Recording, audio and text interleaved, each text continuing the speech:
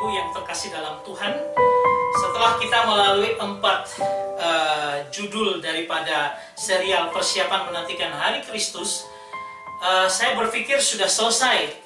Ternyata masih ada satu yang kurang dan Tuhan ingin saya menyampaikan tentang upah. Dan kita membandingkan dengan harta surgawi, apa perbedaannya. Mari, saya mengajak kita untuk terus mempersiapkan diri bagi kehidupan kekal kita di surga nanti.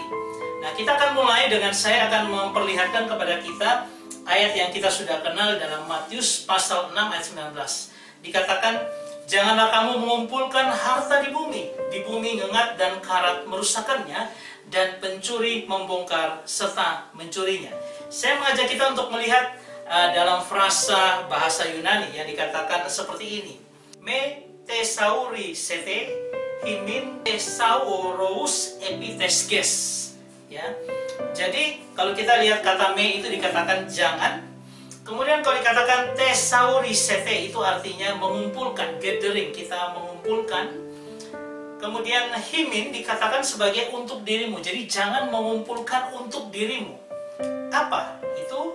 Yaitu thesauros artinya harta, kekayaan, ya, epi di atas bumi ini, di atas dunia ini. Jadi jangan mengumpulkan untuk dirimu harta di atas bumi ini. Artinya harta duniawi itu jangan kita kumpulkan. Nah, ini seperti ini harta duniawi yang kita bisa lihat. Kemudian dibedakan dengan harta surgawi. Dan pada video yang lalu kita bicara tentang bagaimana kita mentransfer dari harta duniawi menjadi heavenly currency, di mana itu merupakan mata uang atau harta surgawi, mata uang surgawi. Nah, ini memberikan gambaran kepada kita bahwa jangan kita mengumpulkan hanya untuk diri kita sendiri, tetapi kita harus melakukan hal-hal untuk orang lain sehingga itu ditransfer menjadi mata uang surgawi. Nah, saudara, coba kita lihat bagaimana cara kita mentransfer ke mata uang surgawi atau harta surgawi itu. Dalam Pertama Timotius 6 ayat 8 dikatakan, peringatkanlah agar mereka itu berbuat baik, menjadi kaya dalam kebajikan, suka memberi dan membagi, dan dengan demikian mengumpulkan suatu harta sebagai dasar yang baik bagi dirinya di waktu yang akan datang untuk mencapai hidup yang sebenarnya. Hidup yang sebenarnya hidup di sorga. Dan kita akan membawa harta kita ketika apa? Berbuat baik, kaya dalam kebajikan, suka memberi dan membagi. Artinya apa? Harta yang kita punya ada, atau kita punya kepemilikan apapun, kalau kita suka berbagi dengan orang, berbuat baik, itu akan memberikan kita harta di surga. Tidak peduli engkau seorang kaya atau engkau seorang biasa, tetapi ketika kebiasaan membagi, berbuat kebajikan, itu memberikan kita harta di surga. Saudara, dalam Lukas pasal 12 ayat 33 dikatakan, jualah segala milikmu dan berikanlah sedekah. Buatlah bagimu pundi-pundi yang tidak dapat menjadi tua, serta harta di sorga yang tidak akan habis, yang tidak dapat didekati pencuri, dan yang tidak dirusakkan ngengat. Artinya apa? Ada sebuah harta yang harusnya kita miliki, yaitu dengan cara kita menjual. Kita tidak melekat pada harta itu, tetapi kita menjual dan kita berikan sedekah, kita membagi kepada orang-orang yang membutuhkan. Nah, itu akan memberikan kita harta di surga. Nah, saya mengingat seorang yang dikenal dengan nama William Colgate, ya. Kita tahu produk Colgate itu. Dia adalah disebut man of faith. Ketika apa? Dia dari kecil memulai usahanya. Dan akhirnya usaha membesar, dia memberikan 1/10. Usaha besar lagi, dia berikan bukan hanya 1/10, 20%, 30%, 40%, dan seterusnya. Dia memberi untuk apa? Untuk menimbun harta di surga. Karena itu jauh lebih penting daripada menikmati harta duniawi. Dan itu saya harap menjadi juga berkat dalam kehidupan kita sebagai teladan. Ketika apa yang kita punya, kita berikanlah kepada orang lain juga untuk menikmatinya. Nah, itu akan membuat kita memiliki harta di surga. Saya juga mulai punya beberapa hal yang kita bisa lihat. Nah, kita mulai lihat dengan upah. Apa itu upah? Ya, atau reward. Saudara yang terkasih, dalam 1 Korintus pasal 3 ayat 12-14 dikatakan, entahkah orang membangun di atas dasar ini dengan emas, artinya di atas dasar pelayanan, emas, perak, batu permata, kayu, rumput kering, atau jerami. Sekali kelak pekerjaan masing-masing orang akan nampak, karena hari Tuhan akan menyatakannya. Sebab ia akan menampak dengan api, dan bagaimana pekerjaan masing-masing orang akan diuji oleh api itu. Jika pekerjaan yang dibangun seseorang tahan uji, ia akan mendapatkan upah. Ini menunjukkan pada kita bahwa ada upah yang Tuhan sediakan ketika Tuhan menilai hasil pekerjaan kita. Kalau kita dari emas, perak, atau batu permata, Tuhan akan berikan, karena itu barang-barang atau bahan-bahan yang tahan uji, yang tahan api. Ya, tetapi kayu, rumput kering, dan jerami tidak tahan api, akan hangus. Saudara yang terkasih, di sini kita boleh melihat bahwa ketika kita tahan uji dalam setiap pelayanan yang kita kerjakan, Tuhan akan memberikan kita upah. Dan di dalam Yakobus pasal 1 ayat 12 dikatakan, berbahagialah orang yang bertahan dalam pencobaan. Apabila ia sudah tahan uji, ia akan menerima mahkota kehidupan yang dijanjikan Allah kepada barang siapa yang mengasihi Dia. Jadi upah kita dari ketahanan uji iman kita dalam menghadapi setiap pergumulan dan tantangan hidup kita, tetap melayani Tuhan, berkorban bagi pelayanan itu, maka Tuhan akan berkata, aku akan memberikan kau upah. Dan upahmu itu adalah mahkota yang Tuhan sediakan. Di sini dikatakan dengan mahkota kehidupan. Kita lihat lagi beberapa hal lain tentang mahkota. Nah, dalam pertama Korintus pasal 9 ayat 25 dikatakan, tiap-tiap orang yang turut mengambil bagian dalam pertandingan, menguasai dirinya dalam segala hal, mereka berbuat demikian untuk memperoleh suatu mahkota yang fana. Tetapi kita untuk memperoleh satu mahkota yang abadi. Artinya apa? Artinya kita dimasukkan dalam perlombaan atau pertandingan untuk terus-menerus berjuang bagi iman kita, berjuang melayani Tuhan. Maka Tuhan bilang apa? Kalau mereka mendapat mahkota, ya artinya juara, kita juga akan mendapat mahkota yang abadi yang Tuhan sediakan bagi kita. Bahkan di dalam 2 Timotius pasal 2 ayat 5 dikatakan, seorang olahragawan hanya dapat memperoleh mahkota sebagai juara apabila ia bertanding menurut peraturan-peraturan olahraga. Ya, kita tetap olahragawan, berjuang dalam pelayanan kita untuk terus melakukan perjuangan itu, dan kita akan mendapat mahkota. Ya, nah, kemudian dikatakan dalam 2 Timotius 4 ayat 8 dikatakan, sekarang telah tersedia bagiku mahkota kebenaran yang akan dikaruniakan kepadaku oleh Tuhan Hakim yang adil. Bukan pada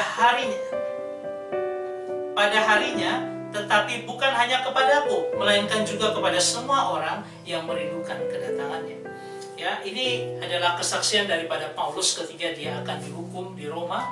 Nah, sebelum dia dihukum, dia katakan, aku sudah menyelesaikan pertandingan yang sudah diberikan kepadaku, dan sekarang sudah tersedia bagiku mahkota kebenaran.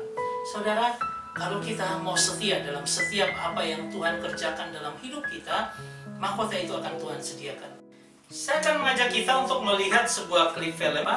Dia bisa membebaskan mereka dari sumpah mereka.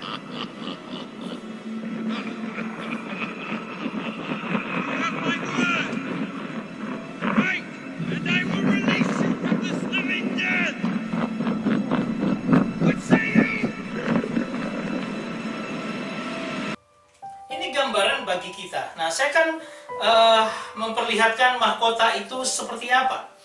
Di dalam Wahyu pasal 2 ayat 10 dikatakan, jangan takut terhadap apa yang harus engkau derita. Sesungguhnya iblis akan melemparkan beberapa orang dari antaramu ke dalam penjara, supaya kamu dicobai dan kamu akan beroleh kesusahan selama 10 hari. Hendaklah engkau setia sampai mati, dan aku akan mengaruniakan kepadamu mahkota kehidupan.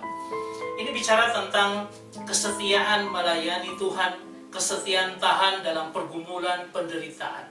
Nah, itu yang harus menjadi bagian hidup kita. Karena apa? Dengan demikian, kita akan memperoleh mahkota kehidupan. Ketika Tuhan datang kembali, dan Dia akan memberikan kita mahkota sebagaimana upah yang Dia sudah janjikan bagi kita. Saudara, ada macam-macam mahkota yang kita kenal. Ada mahkota kehidupan, ini bicara tentang bagaimana engkau tahan uji, akan diberikan mahkota kehidupan. Ada mahkota abadi, di mana kita memenangkan berita Injil kemana-mana, itu akan diberikan mahkota abadi. Mahkota sukacita, ini buah dari berita Injil. Ketika kita mengabarkan Injil dengan luar biasa, buahnya adalah mahkota sukacita.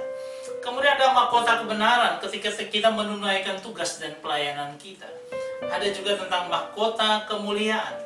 yang adalah kita sebagai gembala domba, atau mahkota pemenang karena kita memegang teguh akan iman kita. Kemudian yang ketujuh ada mahkota kesetiaan, yaitu setia sampai mati. Semua mahkota akan diberikan bagi kita masing-masing sesuai dengan apa yang kita kerjakan dalam kehidupan kita. Dan saya juga berharap bahwa kita akan menerimanya. Saudara yang terkasih, kalau kita melihat secara keseluruhan akan pelajaran ini, harta dan upah surgawi itu digambarkan seperti apa? Kalau dalam Lukas 18 ayat 20 berkata, jualah segala yang kau miliki dan bagikanlah itu kepada orang-orang miskin. Ini bicara tentang harta surgawi, ya. Ini adalah ketika orang muda datang kepada Tuhan dan Tuhan Yesus bilang, apa yang kamu sudah perbuat 10 perintah Allah. Dia bilang, aku sudah melakukannya itu. Tapi Tuhan katakan, ini yang harus kamu perbuat kalau kamu adalah seorang yang memiliki harta duniawi ini. Jualah segala yang kau miliki dan bagikanlah itu kepada orang-orang miskin. Ini artinya mentransfer akan uang daripada mata uang duniawi ini, mentransfer ke heavenly currency, di mana kita akan menjadikan itu sebagai mata uang surgawi.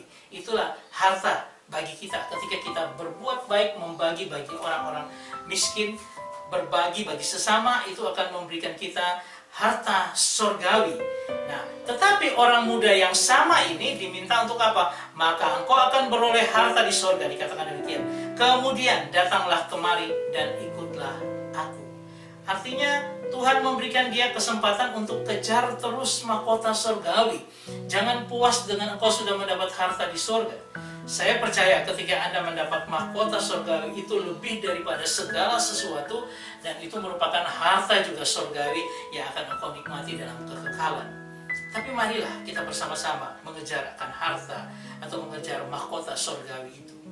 Apa yang kita punya ketika kita belajar untuk memberi bagi orang, memberi sedekah, walaupun kita tidak kaya, tidak memiliki harta yang berlimpah, tapi kita mengerjakan itu, kita sedang membangun harta surgawi kita. Sedangkan ketika kita melayani dengan sungguh-sungguh, melakukan yang terbaik bagi Tuhan, kita memberikan hidup kita untuk melayani Tuhan, maka kita akan mendapat mahkota kehidupan, mahkota yang lain-lain yang sudah dijanjikan Tuhan bagi kita. Saya berharap ini menjadi berkat dalam kehidupan kita, ya. Coba kita refleksikan ini dalam kehidupan kita. Sudahkah kita mentransfer akan hidup kita atau apa yang kita miliki ke dalam heavenly currency? Ya, melalui perbuatan baik kita, pengorbanan kita secara material, suka memberi, berbagi dan sebagainya. Apakah itu sudah kita lakukan? Tidak peduli engkau orang kaya, engkau orang apapun juga, tetapi ketika kita sudah bisa memberikan apa yang kita punya, yang harta-harta berupa apa yang kita dapatkan, tetapi kita memberi dan berkorban material bagi orang lain, memberi dan sebagainya, kita sudah membangun harta di surga. Sudahkah kita berlomba-lomba dalam pelayanan untuk mengejar mahkota itu? Ya, melalui tahan uji, kesetiaan dalam perlombaan iman, tetap teguh melayani Tuhan, sampai seterusnya. Saya berharap kita juga melakukan hal ini. Karena apa? Karena dengan semua yang kita lakukan ini, mahkota kedua kehidupan itu akan diberikan bagi kita. Saya berharap ini menjadi berkat dalam kehidupan kita, supaya semakin hari kita semakin datang pada Tuhan, lebih sungguh-sungguh kepada Tuhan, belajar firman, mengerti akan kehendak Tuhan dalam kehidupan kita. Dan biarlah kita sama-sama akan mendapat mahkota yang Tuhan sudah janjikan bagi kita. Tuhan memberkati kita semua. Amin.